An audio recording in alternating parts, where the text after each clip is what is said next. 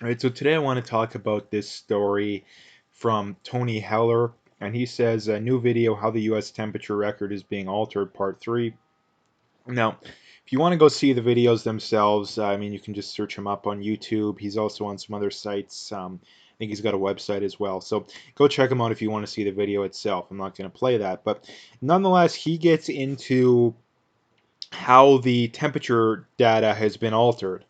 And this is something that amongst the climate skeptic people, which should be everyone, but nonetheless, this is something that's talked about quite a bit. And here's the thing, like, it really boggles my mind how people, how the quote unquote climate change people, how they just do literally zero research into views that may contradict their own. Like, I don't know how they can do that and still think that they're right, still do it with a straight face. Like, I really don't understand. And like when it comes to climate change, like this is obviously this hot topic that's talked about these days. And when it comes to whether or not I give people credibility, I mean, this is especially when it's a topic you don't know a whole lot about.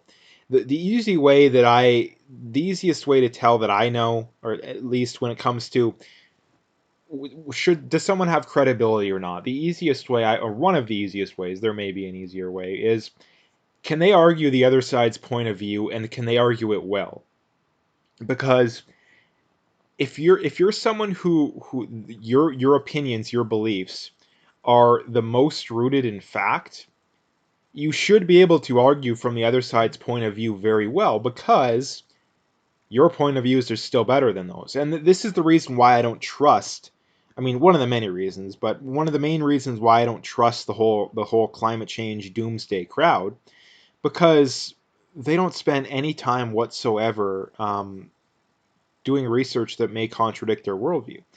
And like I say, if your worldview is correct and your opinions are correct, opposing views shouldn't scare you. This is the main reason why I'm so vehemently critical of the left and most of their beliefs in general is that they're the ones that overwhelmingly don't want free speech. Now again, like I always mentioned, they'll never say directly we're against free speech.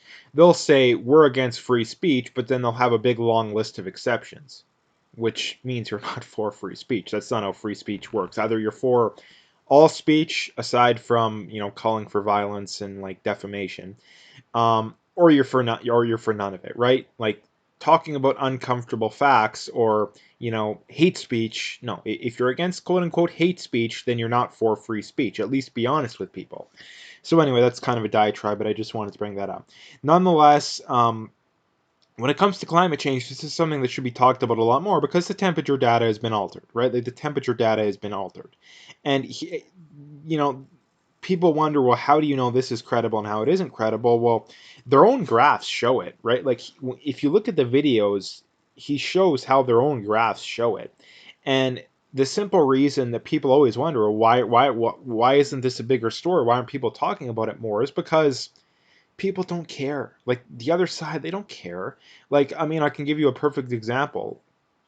When it comes to the topic of social media censorship, you have a very big crowd that believes that social media isn't biased, that they're honest, they're objective, they don't censor people who on one side of the political spectrum, or at the very least, certain points of view. There's a very large group of people that believe that. Well, here's the thing. James O'Keefe, and I mean, there's many other very good pieces of evidence, but this is the one I always bring up, has people at Google, Twitter, Facebook, all of them, multiple people admitting on camera that they're biased. On camera, clear as day, clear as day. Um, but yet, when you present these pieces of evidence to people that believe they're not biased, do they change their minds? No, the vast majority of them don't. So this is the same thing that people wonder, well, why would they be so brazen about it? Well, it's because people don't care. It doesn't matter if the evidence is if contradictory evidence is um, literally screaming, at the top of their lungs at them. They don't care. They're not going to change their minds. When people make up their minds these days, they almost never change their minds, right? Their minds are made up, and the main reason that I think that they do it is that it depends who tells them, right? Like if the mainstream media tells them If the mainstream media tells them, oh, then it must be true, right? If the mainstream media tells them, it must be true, right? Like, and for the simple reason that they see the guy up there in the suit that's, you know, reading off a teleprompter, um, that they're credible, right? But the reality is that they're not. Right? I think the reality is that they're not. And here's the other reason too, is that these people, like when it comes to the whole the climate change is gonna, you know, doomsday, the climate change doomsday crowd, the climate alarmists, they've been wrong on pretty much every prediction that they've been making. Like they've been making these doomsday, like, you know, obviously doomsday is a little hysterical, but nonetheless, these very very grandiose predictions going back to the 1980s about um, the ice caps are gonna, they're all gonna melt in the summer, and turns out there's actually more than there was the year they made the prediction as compared to the year that they said they're all going to be gone. Um, CO2 is another big, massive, you know, piece of misinformation, and that CO2 does not drive climate. It doesn't. And here's the thing: they'll point, oh, if you do a science, here's the thing: like a high school science experiment doesn't prove anything. And for the simple reason being that if CO2 drove climate, then why has there been multiple times throughout history where CO2 has been significantly, not just a little bit, significantly higher than it is right now? And I mean, if you look at the hottest years on record as well, if you look at the years with the most hurricanes, the most tornadoes, the most wildfires, none of them were recently. Like all of them were actually quite a while ago, back when CO2 was a little bit lower. So if CO2 is what drives it, then why aren't we seeing the hottest temperatures today? Why aren't we seeing the most hurricanes today? Why aren't we seeing the most tornadoes today? Well, we're not. And here's the thing: the media, there'll be 1 year where there'll be more than normal, and the media, oh, this is evidence of climate. No, this isn't. No, like it isn't. Um, the hottest years on record, I believe, were all like in the 1930s. I think the hottest temperature ever recorded in the States was like over 100 years ago. The years with the most wildfires were also like 100 years ago. I think it was like 1910. I mean, if you, and this is another reason why you need to follow Tony Heller, because he debunks all these narratives.